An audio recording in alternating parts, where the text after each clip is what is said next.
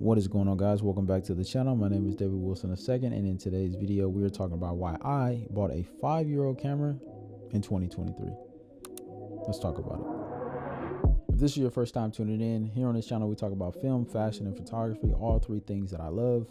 But today we're looking at the EOS R and why I decided to buy a 5-year-old camera in 2023. Now, I'll be honest, I bought this camera in 2022. It was December, so I lied a little bit, but we're doing a review in 2023, so I thought it would be fitting. But let me just start by saying this. This is a 30 megapixel full frame camera for $1,800. I mean, just that line alone should tell you. And just to kind of put that into perspective, the next full frame camera in the Canon RF line of cameras that they've released, the mirrorless lineup, which are amazing cameras, the next full frame camera is for close to $4,000, right? Now, there's been many cameras that have come out since the EOS R came out in 2018. You have the R6 Mark I that came out in 2020, the R6 Mark II that just came out in 2022, the R5, you have the R3, but that is a $6,000 camera, so we're not even going to talk about that. You have the R7, the R10, the RP. All of those cameras minus the R5 are not full frame cameras, and it just doesn't make any sense because all of those, the R7, R10, the R6s, RP, all of those cameras fall in the same kind of category and price range as the EOS R, and they're not full frame cameras. So that really is what made me really buy this camera, because I understand, and I think this is very important, before you go out and buy a camera or buy gear, you need to be understanding what it is that you're purchasing. You know, being that Canon or camera companies are releasing cameras every single year like there are iPhones, first of all, I don't recommend upgrading your phone every single year. It's a gimmick, right? And the same thing goes with cameras. You know, you hear companies go, hey, 4K, 6K, 12K, 50K. Like, what is going on? And that is just such a you know, terrible, especially when you know and understand that 8K, first of all, is very difficult to render, especially if you don't have a fast enough computer. So you're going to be shooting majority of the time in 4K, whatever camera that you're using anyways, for the most part, if not less than that. You know, or otherwise you're going to have to upgrade not just your camera. No, this is so funny, but you're going to have to upgrade your whole workstation as well to be able to handle footage that size. So it just makes more sense, right? So let me just kind of run down some of the things and reasons why I bought this camera. The price I already mentioned is $1,800 now. This camera goes on sale quite often as well. On Black Friday, I believe it was $1,600, and I should have jumped on it then, but that's okay. It's great in low light. It does an excellent job. I've used this camera for several shoots, and I'll make sure to put some example photos on screen as well. There's been some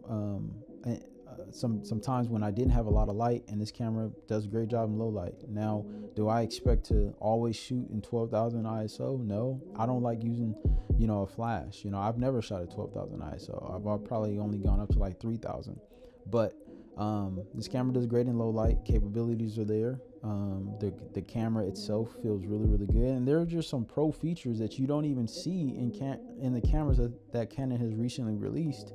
There are features that you just don't see that you have in the R that you don't see in the newer cameras that are released after this. For example, the top screen.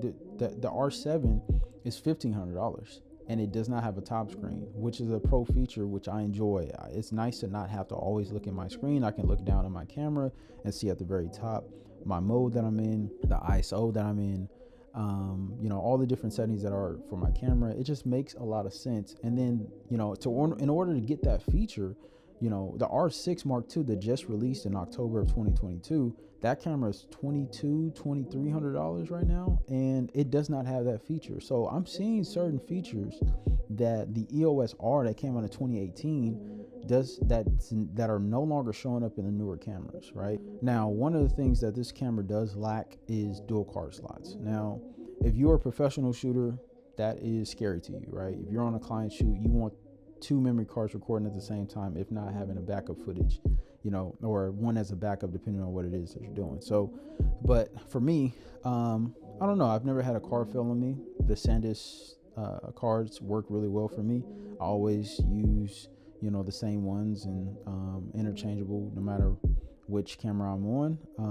So they work out pretty much for me. And then they're really cheap. One of the things about newer cameras is that, and my main camera for video is a C70, but one of the things is media cards are very expensive, and this camera doesn't require a huge amount of media. And in terms of the minimum card that I need to buy is, I don't know, it's gonna cost me $40-50. That's nothing compared to, I think for my C70 it was close to $300, $250 just for a small memory card. So if you want to know why we charge so much, that's why. A freaking memory card is $250 just to be able to save stuff. Oh man, it's so funny. But anyways, I'm over here laughing at myself. But that would be the only other thing is the dual card slots. It has a great EVF. It's really, really bright. I remember when this camera came out, everyone talked about the EVF. It's all over YouTube, so I'm not going to go into depth in it, but just to let you know, it is a really good EVF. LCD screen on the back is really, really good as well. Memory cards, I already talked about that. C-Log, this camera even shoots log, so even though it's not C-Log 2 or C-Log 3 or whatever, it still shoots logs, so you can do that for video if you're into video. As far as ergonomics, menus are great. It's Canon's menus, so you navigate them pretty well. You can also make a favorite list, so that way you don't have to dig too far into the menus.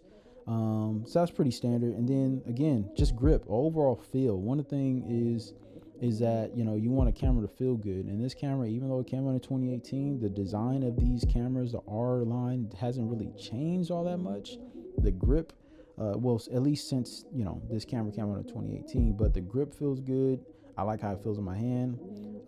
It just overall is a really, really good camera, and I suggest that before you think about buying the latest, greatest, most expensive camera, and you have not given the EOS R a try, for $1,800, if not, it may be on sale, you're getting a 30 megapixel sensor, full frame camera, and the next full frame camera that you would get is $4,000 versus $18,000. I don't know about you, these lenses, these RF lenses, Canon is going crazy. They are really expensive, and I want to save some money and not compromise on quality.